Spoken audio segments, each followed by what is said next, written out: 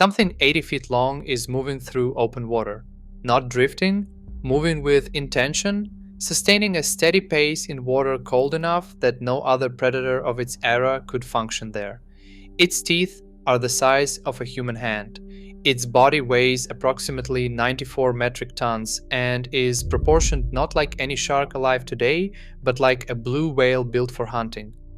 For approximately 20 million years, Otodus Megalodon held undisputed control of every ocean on Earth, not regionally dominant, globally unchallenged. Then, 3.6 million years ago, it was gone. What it left behind was teeth, fragments of vertebrae, and nearly 2 centuries of scientific assumptions about what it actually was, assumptions that have spent the last decade being taken apart, one by one, as the tools to test them finally arrived. The obstacle that defines Megalodon research is the DNA itself. Ancient genetic material has a hard ceiling on preservation. Under the most favorable conditions, cold, chemically stable sediment, DNA survives approximately 1 to 2 million years before it degrades beyond any known recovery method. Megalodon went extinct at least 3.6 million years ago. That gap is not close. There is no extraction pathway and no foreseeable technology for recovering Megalodon's own genome. Whatever biological information it carried at the genetic level is gone in that form. But Megalodon left something else in extraordinary quantities. Teeth, preserved across millions of years in fossil beds on every continent. Those teeth hold a chemical record. And the genomic revolution in shark biology gave scientists 2 tools simultaneously: the DNA of living relatives to reconstruct Megalodon's evolutionary identity, and new isotopic methods to read the biological signals locked inside fossil enamel. Both produced findings that rewrote the foundational account of this animal. The assumption that traveled furthest into popular science was built in 1843, when Swiss naturalist Louis Agassiz placed Megalodon in the same genus as the great white shark, Carcharodon, because both had large serrated teeth and occupied the apex predator role. That classification fixed the image of Megalodon as a scaled-up great white into museums, textbooks, and documentary film for over 180 years. The correction that dismantled it came from molecular phylogenetics. The reconstruction of evolutionary family trees from DNA sequences of living animals, combined with detailed morphological analysis of fossil teeth. That work established that the great white shark descended from a Mako lineage through an extinct broad-toothed species called Isurus hastalis. Megalodon descended from an entirely separate line tracing back through Otodus obliquus in the Eocene epoch more than 55 million years ago. Their last shared common ancestor lived roughly 100 million years before Megalodon went extinct. They coexisted in the same oceans not as relatives but as competitors from completely different evolutionary histories. Megalodon was reclassified as Otodus megalodon, placed in the distinct extinct family Otodontidae, and the image of it as a supersized great white was formally retired by the science that finally had the tools to test it.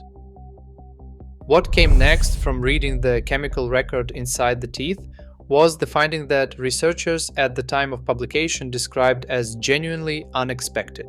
Not because the technique was uncertain, clumped isotope thermometry had already been calibrated against sharks with documented body temperatures and proven accurate. The surprise was in the number itself.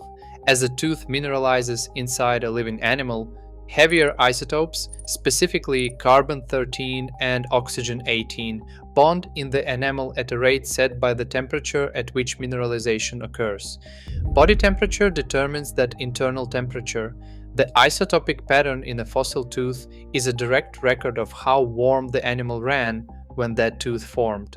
In 2023, a team led by Sora Kim of UC Merced, Michael Griffiths and Martin Becker of William Patterson University, Kenshu Shimada of DePaul University, and Rob Eagle of UCLA applied this to megalodon teeth alongside teeth from sharks documented in the same fossil record. Their paper was published in the Proceedings of the National Academy of Sciences, and it was the first empirical, measured evidence for Megalodon's thermal physiology. Megalodon maintained a body temperature approximately 7 degrees Celsius warmer than the surrounding seawater. Its overall average body temperature was approximately 27 degrees Celsius. The coexisting sharks in the same fossil beds, ancestors of the mako and great white lineages, ran between 22 and 26 degrees. In a shark, a cartilaginous fish whose broader family had operated as cold-blooded animals for hundreds of millions of years. The ocean was its environment. Its body was running consistently warmer than that environment and warmer than every other shark in it. That single number changed the entire interpretation of how Megalodon had become what it was, and it immediately created a new question.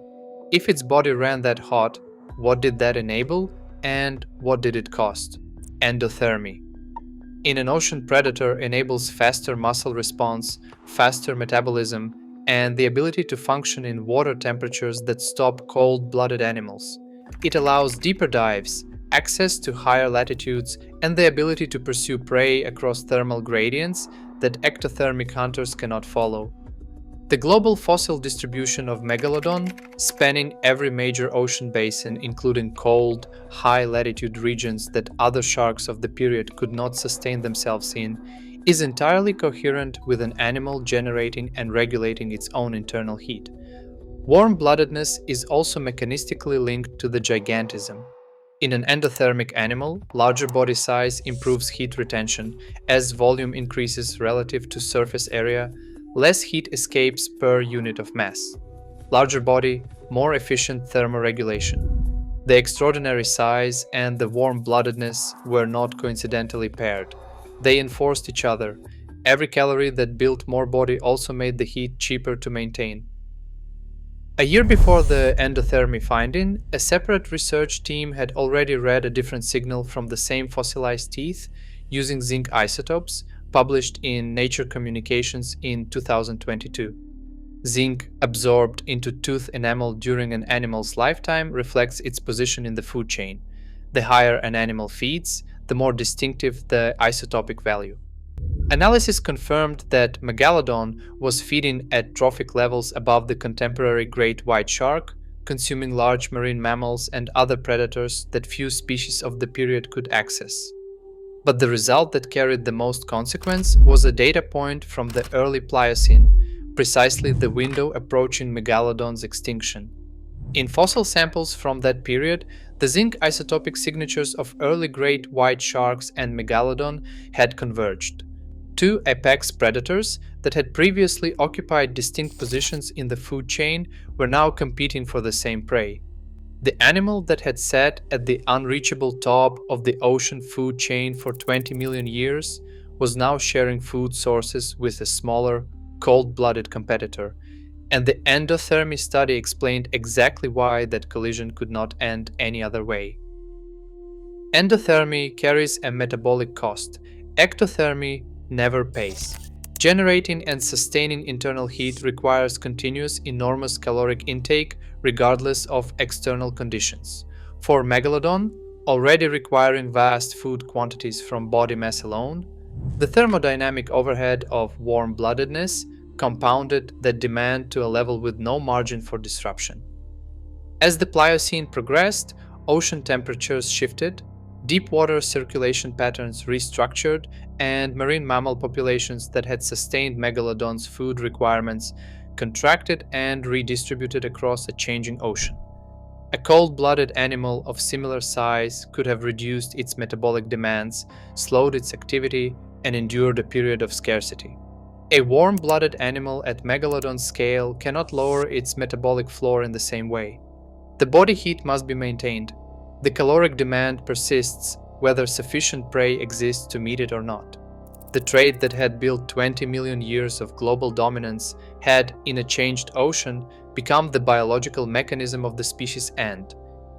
In 2025, A study led by Shimada and 28 co-authors from institutions across multiple continents published the most detailed reconstruction of Megalodon's body size and shape yet attempted in the journal Palaeontologia Electronica. Using vertebral column specimens from Belgium and Denmark, alongside comparative data from 165 living and extinct shark species, they arrived at a maximum body length estimate of 24.3 meters, roughly 80 feet. Prior estimates had generally placed the upper end at 15 to 20 meters. The body shape was the finding that forced the most widespread visual revision. Hydrodynamic modeling showed that the stocky, blunt-nosed, great white proportioned body shown in virtually every museum and film reconstruction would have generated prohibitive drag at that scale. The body form consistent with moving a 24-meter animal efficiently through water was long, tapered, and streamlined, proportionally comparable to the largest living baleen whales. Not a massive great white, something different in almost every physical dimension from the animal that has appeared in popular science for 180 years. The birth size embedded in the vertebral growth band data was the detail that landed hardest. Analysis indicated Megalodon was born at between 3.6 and 3.9 meters. To reach that size before birth, Megalodon embryos are believed to have consumed unfertilized eggs inside the womb, a behavior called intrauterine autophagy, documented in living shark species. Adult great white sharks reach roughly 3.5 to 5 meters at maximum. A newborn Megalodon entered the ocean at the approximate size of a full-grown adult great white. The species whose rise during the early Pliocene is now considered one of the leading contributors to Megalodon's extinction was, at its maximum adult dimensions, comparable in size to what Megalodon produced at birth. That single comparison rewrote the ecological relationship between the two animals entirely, and the data producing it was sitting in fossilized vertebrae, unreadable until the methods to read it existed. The animal that emerges from all of this is not the one that filled museum halls for nearly 2 centuries. Not a giant great white, but a member of a completely separate family that shared an ocean with the great white as a competitor. Not cold-blooded, but endothermic, running warmer than any other shark in its ecosystem. Not stocky and broad, but long and streamlined, born already larger than the competitors that would help end it. It did not disappear because it was outcompeted by something stronger. It disappeared because the biology that made it the most dominant predator in the history of the ocean demanded conditions the ocean eventually stopped providing, and nothing that size, running that hot, could afford to wait. The DNA is gone and will not come back. What was preserved in the teeth was enough to tell the full story. It just required tools that took most of 2 centuries to build.